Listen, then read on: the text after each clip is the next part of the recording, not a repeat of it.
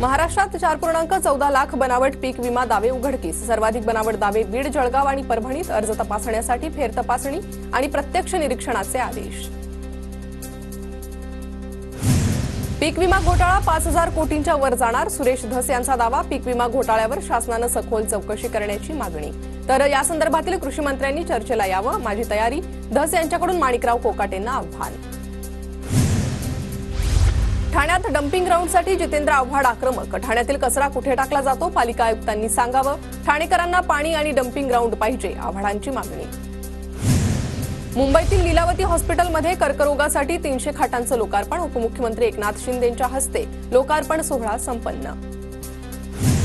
शरद पवार 27 जानेवारी रोजी नांदेड आणि हिंगोली जिल्ह्याच्या दौऱ्यावर। स्वतंत्र सेनानी माणिकरावजी देशमुख, टाकळ गव्हाणकर यांच्या शताब्दी सोहळ्यानिमित्त उपस्थित राहणार। जिल्हाध्यक्ष दिलीप चव्हाण यांची माहिती। नांदेडच्या आनंदनगर भागात एका युवकावर प्राणघातक हल्ला। हल्लेखोर आणि जखमी युवकाची अद्याप ओळख पटलेली नाही।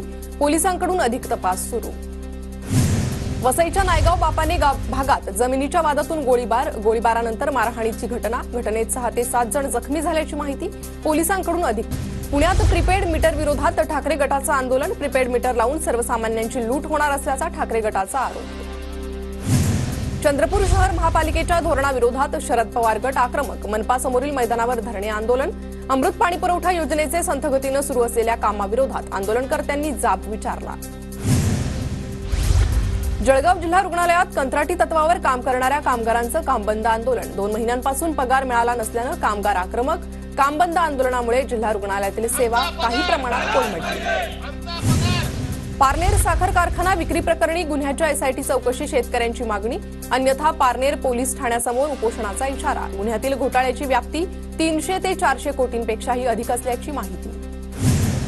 पालघरमध्ये एकाच गाडीच्या 3 नंबर प्लेट आढळल्यानं खळबळ। कंटेनर चालक फरार। पोलिसांकडून चौकशी सुरू। तर यातील एक आरोपी एक गाडी भाजपच्या पदाधिकाऱ्याची असल्याची माहिती। नाशिकच्या इगतपुरीत तालुक्यातील 23 ग्रामपंचायतींचं सरपंच पदाचं आरक्षण निश्चित। फेब्रुवारीच्या पहिल्या आठवड्यात ग्रामपंचायत निवडणुका घोषित होण्याची शक्यता। रंकाळा तलाव प्रदूषण रोखण्यासाठी महानगरपालिकेनं दिलेल्या आदेशाला कोल्हापूरकरांकडून केराची टोपली। तलावावर कपडे, वाहनं, जनावरं धुण्याचं काम सर्रास सुरू। परिणामी प्रदूषणामुळे रंकाळा तलावातील मासे मरण्याचं सत्र सुरूच। पालिकेचा आदेश फक्त कागदावरच। साताऱ्यातील झाडानी येथे बेकायदेशीर जमीन वीज वितरण प्रकरण। वन विभागाच्या परवानगीशिवाय गुजरातच्या आयुक्तांना वीज दिली। पर्यावरण कार्यकर्ते सुशांत मोरेंचा आरोप। चंद्रपूरच्या वरोरा शहरात अतिक्रमणधारकांकडून अनेक जागा गिळंकृत। अधिकारी दुर्लक्ष करत असल्याची जनतेकडून खंत व्यक्त। तर शहरातील स्वच्छता आणि सुव्यवस्थेचा मोठा प्रश्न उपस्थित। भिवंडीत पालिकेकडून मालमत्ता कर वसुलीसाठी जप्तीची कारवाई सुरू। 4 वर्षांपासून थकीत मालमत्ता कराची वसुली करण्यासाठी हॉटेल व्यवसाय बंद करत पालिकेकडून सील। स्त्री रुग्णालयात स्वच्छतेचे 3 तेरा। नवीन रुग्णालयात सर्रासपणे डुक्कर आणि कुत्र्यांचा वावर। रुग्णांच्या आरोग्याशी खेळ। भिवंडी तालुक्यातील वडूनवघर खाडी लगतच्या नादुरुस्त बंधाऱ्यामुळे शेतीच्या जमिनीचं नुकसान। आमदार शांताराम मोरे यांच्याकडून खार भूमी विभागाच्या अधिकाऱ्यांसह पाहणी। बंधाऱ्याची तात्काळ दुरुस्ती करण्याची अधिकाऱ्यांना सूचना। कचेरी पाड्यात महापालिकेकडून राष्ट्रीय कुष्ठरोग निर्मूलन कार्यक्रम अंतर्गत जनजागृती रॅलीचं आयोजन। रॅलीत 450 विद्यार्थ्यांबरोबरच शिक्षक आणि महापालिका कर्मचाऱ्यांचा सहभाग। कोल्हापूरच्या चंदगडमध्ये पहिल्यांदाच भरला प्रशासकीय जनता दरबार। आमदार शिवाजी पाटील यांच्या पुढाकारानं जनता दरबारात मध्यवर्ती कार्यालयात नागरिकांची मोठी गर्दी। बीडमध्ये मिनी बसला आग। आगीचं कारण अद्याप अस्पष्ट। कुठलीही जीवितहानी नाही। जखमी बिबट्याला पकडण्यासाठी गेलेल्या वनविभागाच्या पथकावर बिबट्याचा जोरदार हल्ला। सातारा शहरालगत असणाऱ्या खिंडवाडी येथील उंटाचा डोंगर परिसरातील घटना। दरम्यान सातारा रेस्क्यू टीमकडून बिबट्या जेरबंद। बंदुकीचा धाक दाखवून व्यावसायिकाला लुटलं। गोंदिया जिल्ह्यातील गंगाझरी जुनेवानी येथील काल रात्री 12 वाजता घटना। आरोपींनी 3 लाखांचा ऐवज लुटला। नागपूरच्या कोराडीत बंद असलेल्या प्लास्टिक फॅक्टरीतून लाखो रुपयांचा माल चोरीला। वर्षभरापासून रोज थोड्या साहित्याची चोरी। 9 जणांना अटक। जालना जिल्ह्यात वाळू माफियांचा धुमाकूळ। महसूल पथकाच्या धास्तीमुळे 2 हायवा गावात घुसल्याची घटना। तर 3 टेम्पो चालकांनी वाळू रस्त्यावरच टाकून पळ काढल्याची घटना। अमरावती शहरातील अनेक वाहतूक पोलीस कंट्रोल बूथ बंद अवस्थेत। तर काही कंट्रोल रूम वर्षांपासून बंद असल्यानं नागरिकांची गैरसोय। अहिल्यानगरमध्ये अनुदानास पात्र शाळांना बायोमेट्रिक उपस्थिती बंधनकारक, शालेय शिक्षण विभागाचे आदेश, अन्यथा शाळांचे अनुदान रोखले जाणार. अकोल्याच्या राजापूर खिनखिनीमध्ये शालेय विद्यार्थ्यांकडून बाजाराच्या खरेदीचा व्हिडिओ समोर, शिक्षकानं बाजाराची पिशवी पकडण्यासाठी विद्यार्थ्यांना सोबत नेल्याचा प्रकार. सांगलीच्या विट्यात विषबाधा झालेल्या विद्यार्थ्यांची संख्या 29 वर, विषबाधा प्रकरणाची सखोल चौकशी करण्याची राष्ट्रवादीच्या स्थानिक नेत्यांची मागणी. परभणीत वाहतूक शाखेची नियम मोडणाऱ्यांविरोधात कारवाईची मोहीम, वाहन चालकांच्या कागदपत्र तपासणीसह दंडात्मक कारवाई. अमरावती विभागात एसटीमध्ये महिला प्रवाशांच्या संख्येत वाढ, अमरावती विभागाला 9 महिन्यात मिळाले 29 कोटी 55 लाख रुपयांचं उत्पन्न.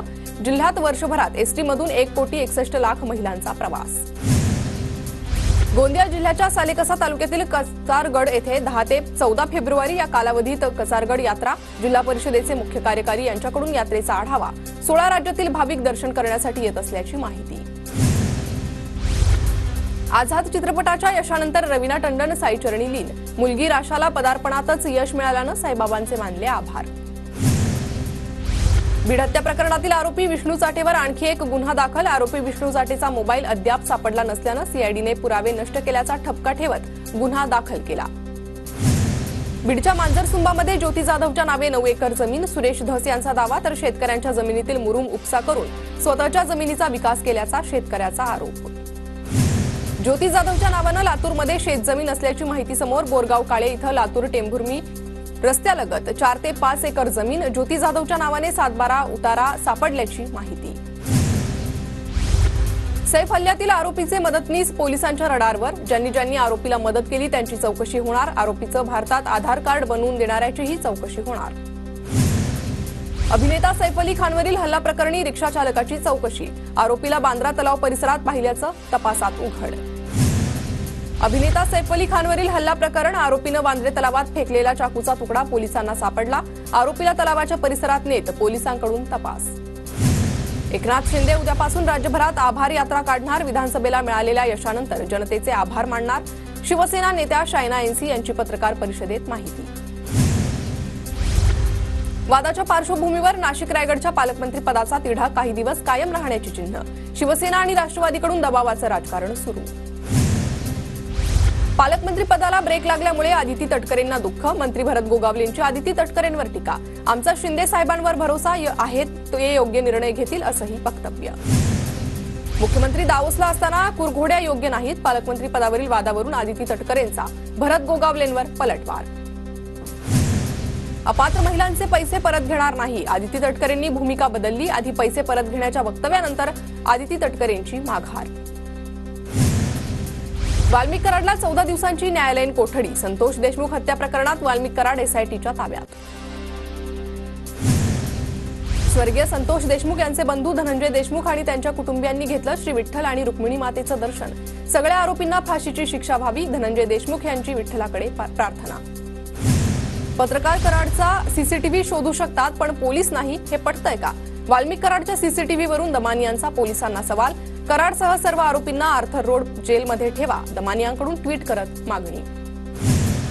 बीड प्रकरणावरून एसपी नवनीत कनमोडवर, छोट्या मोठ्या गुन्ह्यातील सराईत गुन्हेगारांना एमपीडीए मकोका लावणार, खोटे गुन्हे दाखल करणाऱ्या फिर्यादीलाच आरोपी केलं जाणार, गुन्हेगारी कमी करण्यासाठी एसीपी यांचा मेगा प्लॅन.